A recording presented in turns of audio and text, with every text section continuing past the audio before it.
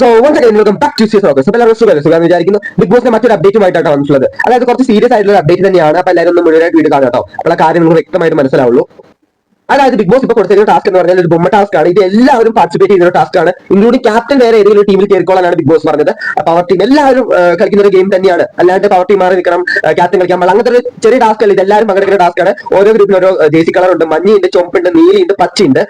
അങ്ങനെ എല്ലാവരും ടണലെങ്കിൽ tunnel, nesting nest, അങ്ങനെ ഓരോ ടീമായിട്ട് അവർ തന്നെ ഫോം ചെയ്തേക്കാണ് കേട്ടോ. അപ്പൊ അങ്ങനെ ഗെയിം കളിച്ചുകൊണ്ടിരിക്കുമ്പോൾ ഇടയിൽ സംഭവിച്ച കുറച്ച് കാര്യങ്ങളാണ്. ഇപ്പൊ ഒരേ ഒരു ടീം മാത്രമാണ് ഔട്ട് ആയിട്ടുള്ളൂ. അത് മഞ്ഞ ടീമാണ്. ജിൻഡോയുടെ ടീമാണ് ഇപ്പൊ ഔട്ട് ആയിട്ടുള്ളത്, മഞ്ഞ യെല്ലോ ജേഴ്സി ഇട്ടുള്ളത്. അതിൽ പാർട്ടിസിപ്പേഷൻസ് എന്ന് പറഞ്ഞു കഴിഞ്ഞാൽ ജിൻഡോ ഉണ്ടായിരുന്നു, ജാസ്മിൻ ഉണ്ടായിരുന്നു, അൻഷിബി ഉണ്ടായിരുന്നു, ശ്രീതു ഉണ്ടായിരുന്നു. എല്ലാവരും തന്റെ ബൊമ്മയുടെ ബാക്കിൽ ഒരു ബലൂൺ ഉണ്ട്. ആ ബലൂൺ പൊട്ടാണ്ട് സൂക്ഷിക്കുക എന്നതാണ് ഈ ടാസ്ക്. അപ്പൊ എല്ലാവരിലും രണ്ടുപേരും ഇങ്ങനെ ബൊമ്മേനെ സേഫ് ചെയ്ത് പിടിക്കുന്നുണ്ടാവും. ബാക്കി രണ്ടുപേരായിരിക്കും ഇങ്ങനെ വാളണ്ടിയർ ആയിട്ട് ബാക്കിയുള്ളവർ പൊട്ടിക്കാൻ പോകുന്നതും.